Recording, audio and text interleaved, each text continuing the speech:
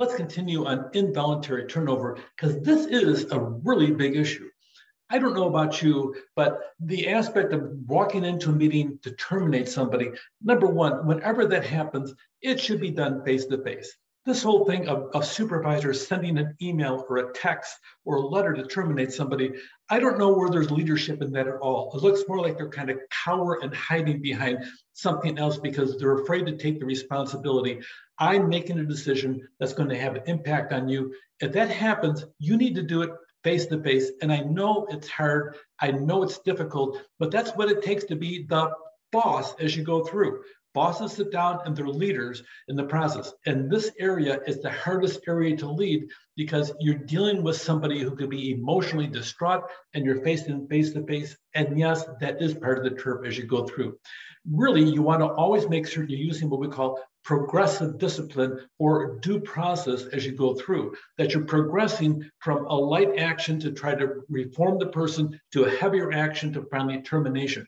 Progress, step by step as you go through. It should come at the end of a systematic, planned disciplinary program as you go through.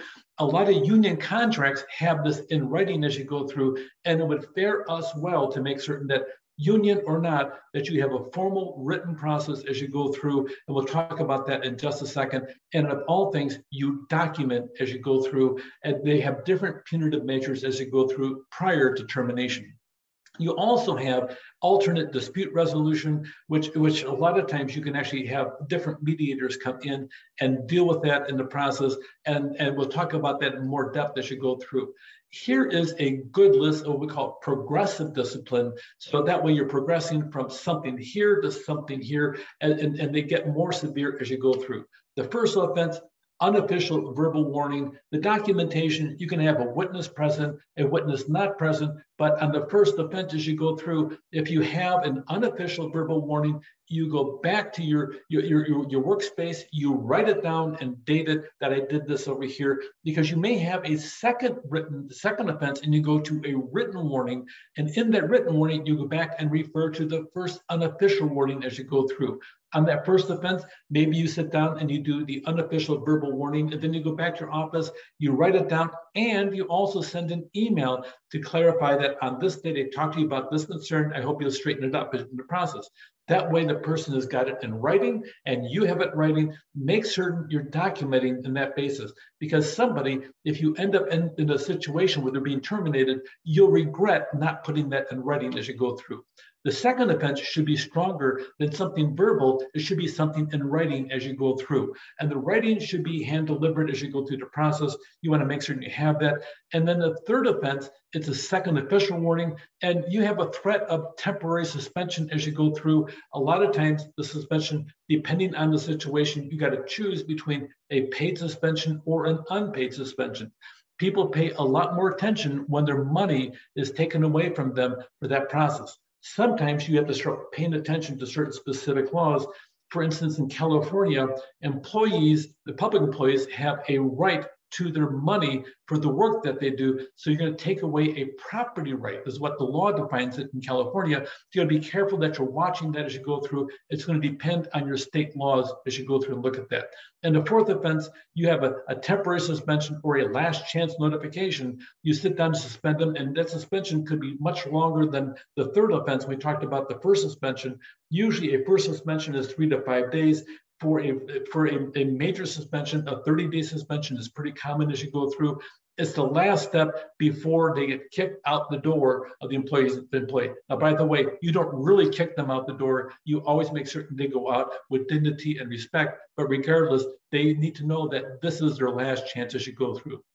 And termination, you terminate their employment. Sometimes if they're union area, you may have to go to arbitration over it as part of a contract, or they may file something and you end up arbitration. Just depends what the circumstances are, but make certain you've gone through a progressive methodology of due process that you're going through and identifying this is what's happening, everything. Now, by the way, you don't have to go through all these steps for something totally egregious. Somebody physically attacks somebody as you go through. I had an employee one time, he got one verbal reprimand for having a temper, and then literally the next offense, he ambushed another employee in the dark pipe tunnels underneath the building with a monkey wrench and everything else. The employee he attacked was 14 inches taller than him, except for the fact that he came at him with the monkey wrench on top of it, and the guy thought he was going to die, and he had all kinds of problems mentally after that because of the fact he's afraid to go into the dark tunnels because he may be accosted by a crazy person as you go through. That person that accosted him was terminated like that. We put him on paid leave until we investigated. 3 days later, we brought him in and we terminated his employment based upon all the evidence that we had. It was very difficult for both parties, but in that case, we didn't go through a whole series of different things because he did attack him with a monkey wrench and the guy was with fear of his life in the process. You don't have to go through progressive discipline for extreme cases in that case. But generally, you will follow a process like this. This is excellent. You're building a case and the employee knows what you're doing, which means that they may improve their behavior because you're afraid of the long-term consequences as you go through. We have a thing called ADR, or alternate dispute resolution. And sometimes people can have a conflict, a supervisor and employee, and they may come to sit down and talk to somebody in HR. This is a really good practice by human resources. You have an open door policy. In my opinion, human resources should be a safe place for an employee to come if they have a concern. If it's a safe place, you'll be able to talk to people about potential sexual harassment complaints, general harassment complaints, supervisor conflict. You can solve a lot of problems with an open door policy. Sometimes you have a panel and you may have a program in writing. I had this at one college. We had a panel that would sit down and talk and see about people coming forward, and they try to resolve it as you go through. Sometimes you bring in a third party. Usually I do this in contract negotiations as you go through, but mediation sometimes works bringing somebody else in. You may have somebody inside your organization identified as somebody to come in and be a third party to listen to people to resolve conflict as you go through. Or sometimes you sit down and have a professional arbitrator, and that can happen, especially if you have a union contract as you go through.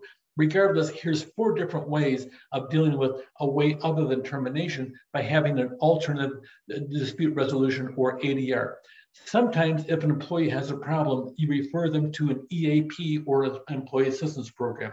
Some people get caught up in the world of alcohol, drugs, or other addictive substances as you go through, and you know they have a problem, but you better be careful as an employer before you start making references. Well, I see that you were an alcoholic in the process.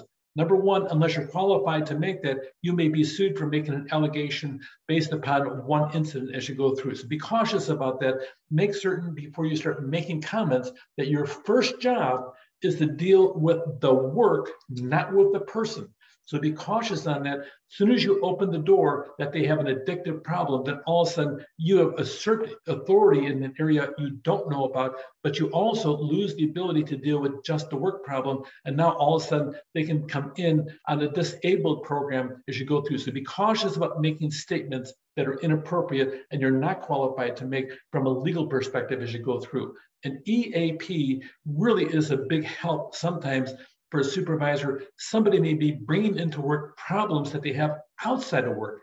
Well, what are you supposed to do about that as a supervisor? You can sit down and have a heart and listen to your employee and refer to them over here. This really is a good aspect, an employment benefit that is seldom used by employees or supervisors. If you really have a heart for a great employee who's going through some struggles, EAP really is a good pathway for you as you go through. A lot of times, if somebody's struggling at work with a health problem, help them out in the process with a wellness program. A lot of places have that. They give away gift cards every quarter for people that participate. This big picture wise will keep employees healthy, make them live longer, and really make them more productive employees as you go through. Sometimes outplacement counseling for dismiss, if you really have to get rid of somebody as you go through, have some kind of outplacement counseling. No matter what happens, if you get terminated from a job, whether it's just a layoff or a termination, those people are going to go through some emotional questioning of everything they've done in their life, from work all the way to personal interactions. This really helps them get through those difficult times. Always use progressive discipline except for extraordinary situations. pay attention to some benefits you have with an EAP or employee assistance program. And sometimes you want to use alternate dispute resolution if you have two different people, two different parties at odds with each other, especially a supervisor and employee. It could be that maybe HR is the ADR as you go through the process, or an outsider as you go through. Regardless, make certain you pay attention to conflicts in the workplace. Take care.